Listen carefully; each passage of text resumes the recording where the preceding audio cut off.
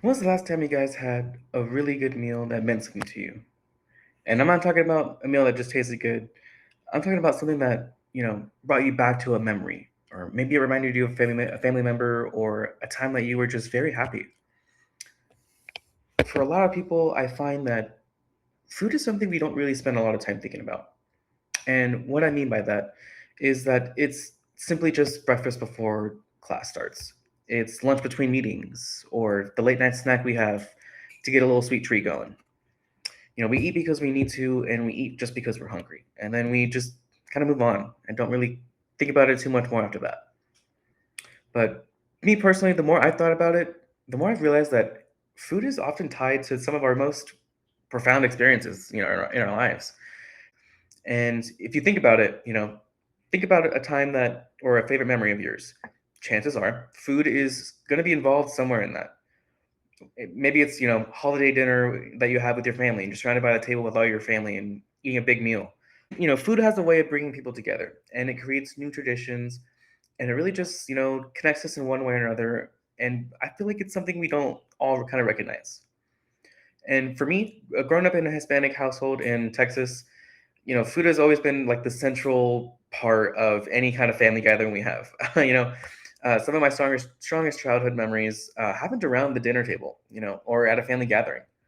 It wasn't necessarily something about what we were eating. It was about who was around the table, who was there making memories, and having laughter, sharing laughters with everyone.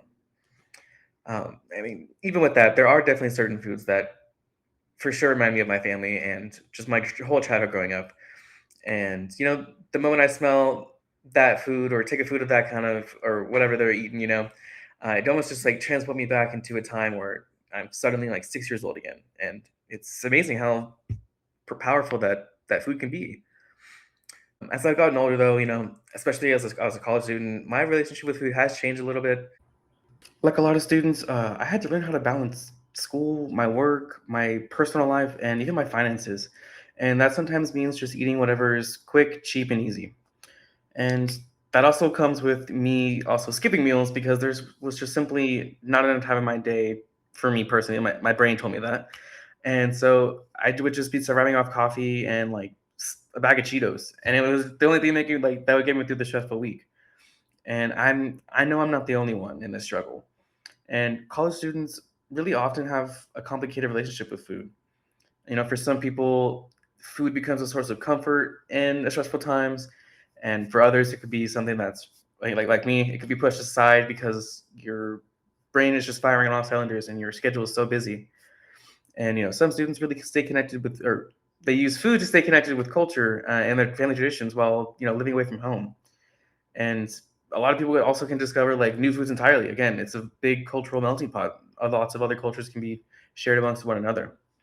And what's really interesting is that even though every student's experience is different with food, it seems to all have a certain commonality between it all, and it really just brings back memories of family and home. I think that's just the universal thing with food, and I think it can really help us celebrate our important moments, and it can help us build friendships as well. And that's really what just inspired this podcast. Shared Eats is a podcast about the relationships that college students have with food, and not just simply why we eat it, but why it matters to us and why we choose the certain foods we eat to help us, through these stressful weeks or to help us in certain situations where our mental health may not be the best. And throughout this series, throughout these episodes, I will be talking with students from different backgrounds and experiences, and just getting to learn the role that food plays in their lives and how it's really helping them mentally, um, spiritually, personally, anything like that, and what kind of memories are attached to the food that they love the most. Food isn't just about nutrition or the ingredients and calories involved. I mean, sure, that's a great majority of what it entails, but food also does tell stories. It tells stories about where we come from. It tells stories about the people who raised us, about our communities, our culture, our experiences. Everything surrounding that is because of food. And sometimes, those stories reveal a lot about who we are as individuals. And for our first episode, I had the pleasure and the opportunity to sit down with one of my really good friends, Diego Diaz. He is a student here at UTSA. And during our conversation, Diego shared some stories with us about his family and traditions centered around food and just the meals that remind him of home and how his relationship with food has evolved throughout his college experience. And we get to really dive in and talk about everything from his childhood memories to cultural identity from the food he's been eating, and just really getting to the root of the emotional connections we all have with certain meals or whatever types of food that we like to eat. And his story is one that I think many college students will relate to, especially anyone who has ever found comfort in a family recipe, home cooked meals, or just food that really means a lot to people just to get them through the next day or the next stressful event in their life. So without further ado, let's hear from Diego and learn about some foods, memories, and experiences that have helped shape him or who he is today. This is Shared Eats. Let's get started. So my first question for you, Diego, is I guess what's a good meal, snack, or just a restaurant that you go to that just has a really significant impact on your life? And I guess when you tell me what that is, explain why it's just had that significant element. There's a restaurant, or I guess I'll start with a food that I think really just signifies it's really close to me and is part of my family. It's probably the classic barbacoa and Big Red. I know Mm, it's kind of stereotypical for someone that lives in San Antonio to like that, but no, it was something that my family would go to.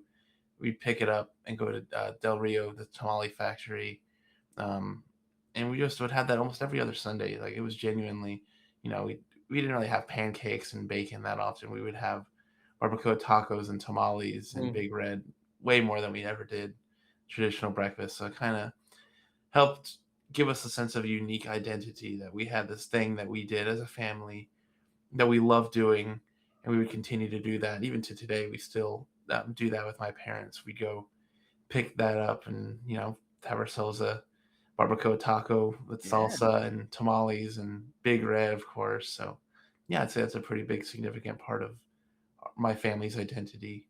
So I know you had already mentioned that you and your family would go get, barbacoa and Big Red, every so often. But were there any, or can you remember, were there any food traditions in your family that you did like every single week? You didn't want to miss out because you knew you were getting something good.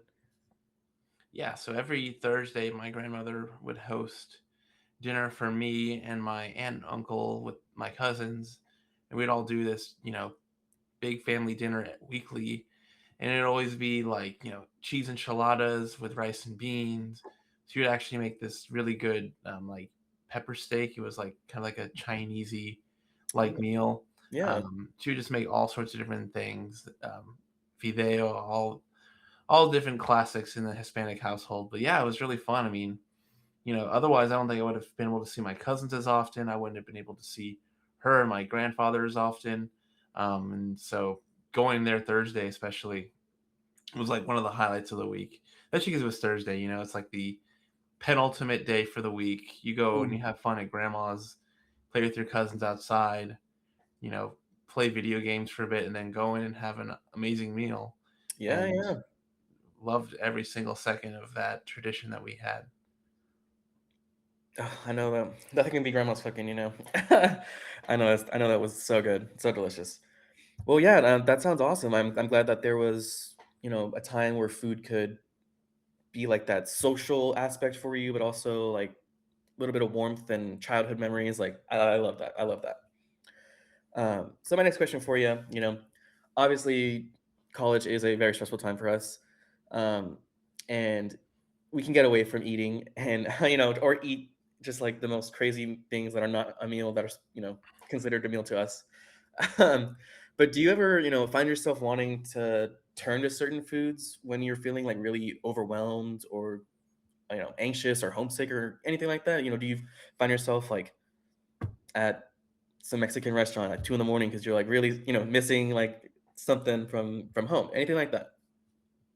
Well, with college, I'm on a budget a lot more, so I can't spontaneously go and eat out whenever I want. But a cheap meal, like cheap and easy meal that just kind of anchors me down a little bit, or bean and cheese tacos. I know it seems kind of silly to call that a meal, but we make 3 or 4 of those bad boys, and what? How can you beat? Nothing can beat just a plain bean and cheese taco. Very Easy, true. pretty stress free. Mostly just warm up the beans, get some cheese, warm up a tortilla, bam, instant meal right there. So I would always there were always some days that I would depend on bean and cheese tacos. My roommates would be like, "That's all you're gonna eat?" And I'm like, "Yeah, it's filling. What do you expect? And cheap. So of course I'm gonna go and snack on that while I'm dealing with the stresses of school." Of course, yeah. I mean, honestly, yeah. A bean and cheese is pretty undefeated. You can't really go wrong. Well, all right. Thank you for that. Um, my next question for you, I guess, do you remember a time when food really helped you connect with someone, or I mean, I guess someone new, and or just kind of strengthen a relationship with someone? You know, you were having an off day with your friend, and you're like, "Let's go get a coffee," or "Let's go grab a burger and talk this out." You know, anything like that. Have you ever had food play that role in your life for you? I think whenever I moved in with my roommates, it was kind of not a culture shock, but it was kind of interesting. These are people that I've known my entire life, but one thing that I was like never maybe got used to is what they ate at home. When I would introduce something that I would eat at home, they'd be like, "Whoa, that's crazy! I've never heard of that before." Hmm. And then they would have a dish or something that would, kind of. I was like, "Wow, I didn't realize that was a thing. I didn't know people had that for dinner." And Yeah. we share that part of ourselves, and it was, sometimes maybe something wasn't always someone's favorite, and that's okay. Yeah. But at the end of the day, it was still like learning about each other and ourselves too, figuring out, because you're so used to what your family does day after day after day after day Mhm. for 18, 20 years whenever you become adult, and Yeah. then you're living with other adults, and you're kind of like, wow, like this is something someone's core memories of, like, their food and what they share with their parents and the values they bring. So whenever you're living with someone else like that, it kind of becomes a melting pot, and you're kind of learning, oh wow, this is different than what Mhm. I've grown up with. So kind of helped make us bond better. And of course now there's some foods that they cook on the regular that I introduced to them. So it's pretty cool being able to spread the love a little bit and show them new foods that otherwise they would never would have gotten the chance to get or Mm. try. Mhm. Awesome. All right, Diego. Thank you so much for that. I think that's all the time we have for today. Yeah, awesome. Good stuff there. Thank you so much. Thank you guys for tuning in for this episode of Shared Eats. Again, the podcast where we talk about the relationships of with food with students. Join us next week for our next episode and subscribe now. Thank you.